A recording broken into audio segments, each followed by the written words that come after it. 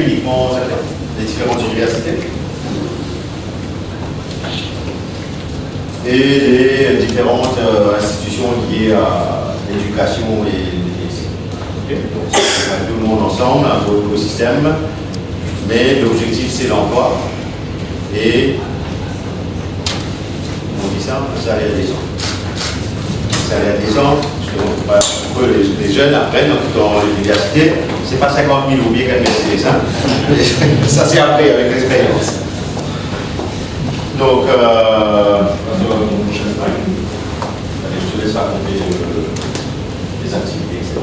D'accord. Alors, juste avant des activités, un petit rappel. Donc, on avait travaillé déjà, mais c'est toujours en cours de finalisation, et sur un plan d'action de la MITIA. Donc, cette activité, c'est la concrétisation du troisième grand objectif de la MITIA, c'est-à-dire participer à l'attractivité des ressources humaines au niveau du secteur. Donc, on avait défini un certain nombre d'axes sur lesquels travailler par rapport à cet objectif général, notamment d'une manière générale, donc informer sur les métiers du secteur. C'est la raison pour laquelle on collabore aussi avec les institutions publiques et puis pareil tactique dans ce sens, voir comment mieux insérer les étudiants dans le monde professionnel. On a un projet qui est une action qui est en cours, c'est de préparer les étudiants en stage. Donc, par exemple, à l'université, on sait qu'entre la deuxième année et la troisième année, il y a une obligation de faire un stage. Donc déjà en amont, avoir une équipe parmi nos membres qui préparerait les étudiants à leur insertion déjà en stage. Donc, ça permet de gagner en maturité. Collaborer avec les enseignants, et là on a et les universités, donc on a l'honneur d'avoir plusieurs institutions qui nous ont rejoints entre-temps dans ce sens, donc on pourra les planter puis en discuter un peu plus. Quelles sont les institutions présentes à l'Université de Maurice? Ah, ok. Polytechnics, Mauritius. International Force. Polytechnics, Mauritius.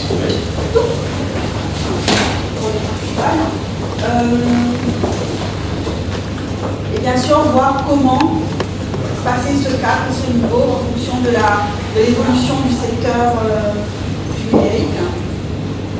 Maintenant, quel est l'intérêt, quels sont les résultats concrets qu'on attend de cette journée sportive? D'abord, entre les membres de la MITIA, mieux se connaître et mieux collaborer. Donc, il y a c'est aussi une activité transversale avec le volet sport qu'on veut mettre en place.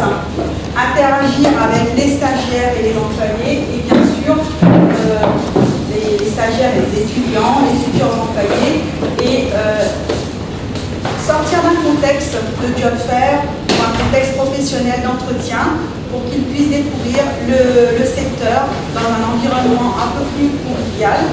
Les métiers surtout, comment évoluer, et puis aussi que cette journée serve à obtenir un maximum de conseils de la part des professionnels par ces étudiants qui vont participer à cette journée sportive.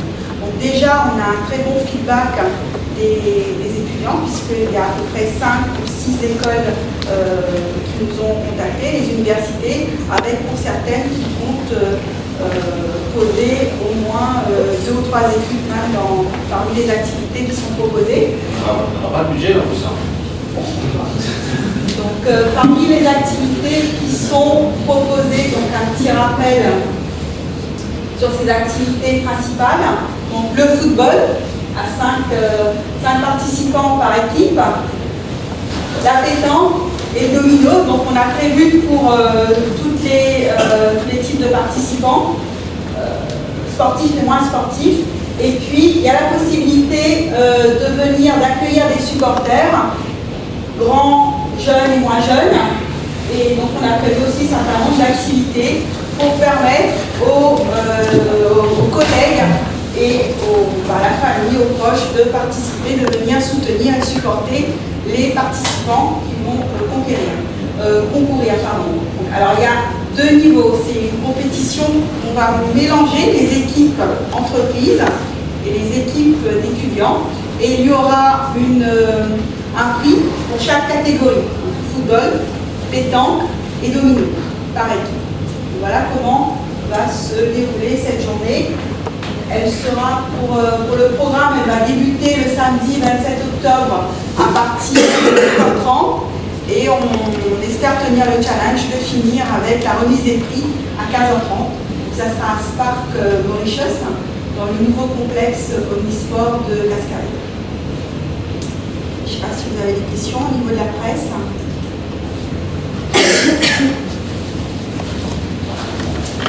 Cette année, il n'y aura pas la pêche, mais peut-être l'année prochaine. Pas la monnaie.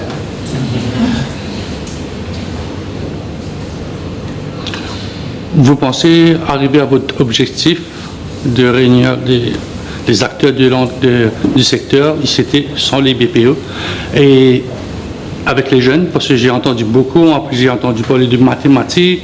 Comment vous allez concilier ces deux? Parce que chez les jeunes, vous parlez de l'ICT, vous ne parlez pas de code, vous ne parlez pas de HTML, pas de PHP, vous parlez que du BPO, ils sont plus intéressés par le BPO, parce que c'est un travail plus ou moins plus facile pour eux. Comment vous allez allier ça lors de cette journée qui aura lieu au Spark? Ok, peut-être deux mots. BPO, c'est divisé, on va dire, en deux parties. Voice, non-voice. Voice, au center, vidéo, byte. Non-voice, c'est pour la plupart de l'IT, comme on disait sur les cas. Je fais essentiellement de la outsourcing avant, okay, mais c'est en BPO. Je fais du développement. Donc il y a plein d'entreprises qui arrivent. Donc il y a différents marchés. Le marché européen, américain, canadien, etc. Sur le commande de l'État. Mais il y a aussi le marché régional et africain, quelque part. Donc, il faut qu'on se prépare à bâtir cette masse critique, ces compétences localement. C'est là où j'invite de plus en plus les jeunes qui viennent d'arriver, le network avec les autres entreprises, pour pouvoir travailler ensemble pour l'Afrique, sur la région Afrique. Au niveau des jeunes, il y a pas mal de jeunes de différentes universités. J'étais chez toi la dernière fois. Il y en a pas mal qui sont motivés. L'université de Maurice, pareil. On a parlé récemment avec Polytechnique Mauritius. Je crois que c'est quelque chose qui va marcher, à condition qu'il y ait une synergie et un contact permanent. Parce que les gens de l'industrie, donc ceux qui sont là, eux, ils savent quels sont les besoins du marché. Pas forcément ceux qui sont derrière au niveau académique. Donc on a eu une longue discussion dessus la dernière fois. Donc en ayant cette synergie, c'est win-win pour tout le monde. Donc que l'industrie puisse rentrer dans les écoles, comme je disais, le collège et autres universités, ça se fait de plus en plus, essentiellement dans le privé.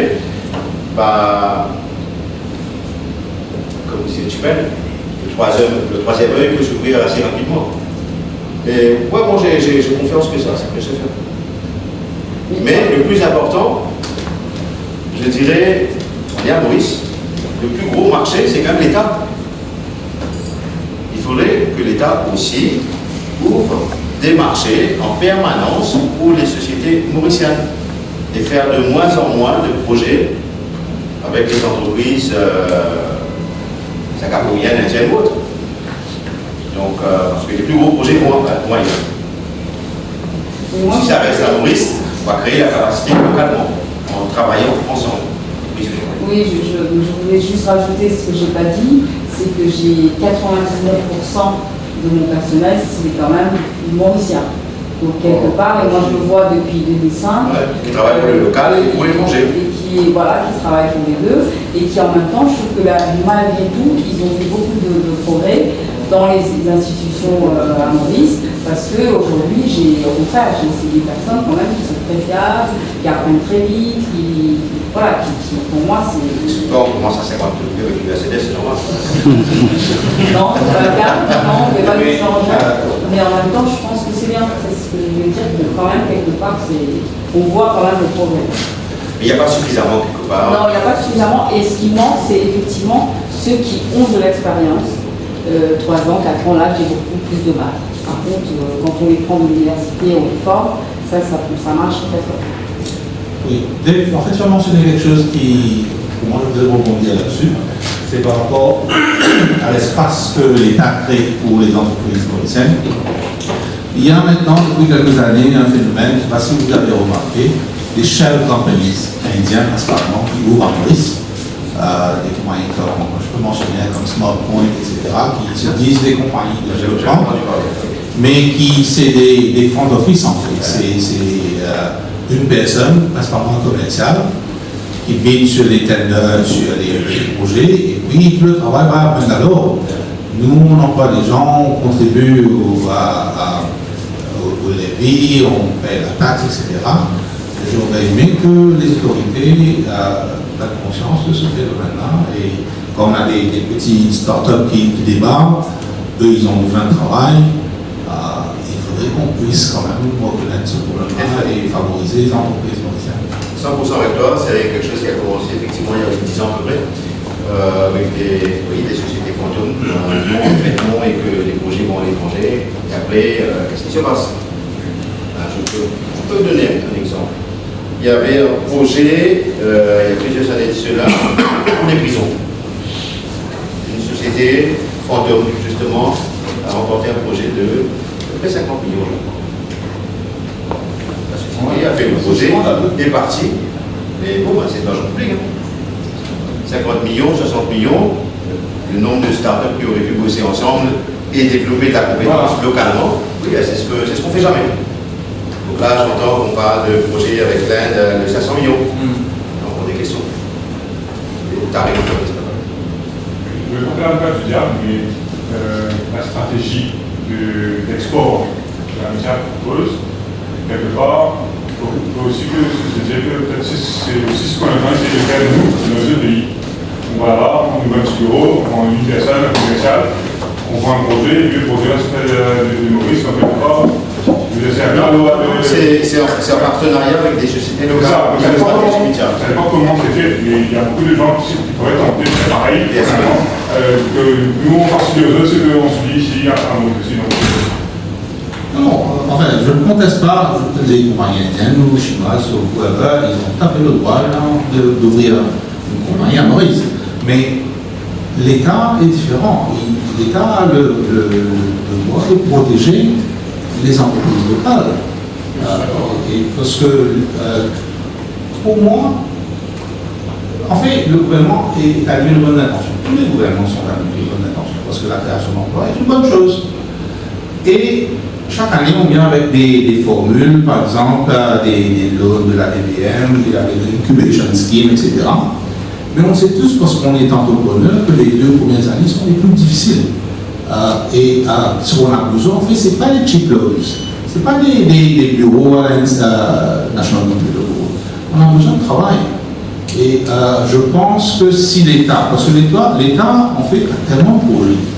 Et c'est des projets, si on arrive à utiliser la compétence locale, on assure la pérennité justement de ces projets-là. Et demain, on crée un pôle d'expertise qu'on peut exploiter sur l'Afrique.